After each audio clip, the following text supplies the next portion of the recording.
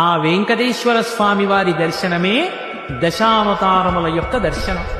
వినా వెంకటేశం ననాథో ననాథం సదా వెంకటేశం స్మరామి హరే వెంకటేశం ప్రసీద ప్రసీదం ప్రియం వెంకటేశం ప్రయచ్చ ప్రయచ్చ. ఎవరు నా పాదములను పట్టుకున్నారో వాడింటికి నేనే కాదు, నిరంతరము నా పాదములను పట్టేటటువంటి లక్ష్మి, నా నాభికమలంలోంచి పుట్టినటువంటి ఆ 4 పద్మముల వంటి ముఖములు ఉన్న నా కొడుకు చతుర్ముఖ బ్రహ్మ,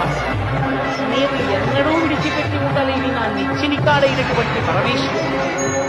ఇచ్ఛాశక్తి జ్ఞానశక్తి క్రియాశక్తి స్వరూపులైనటువంటి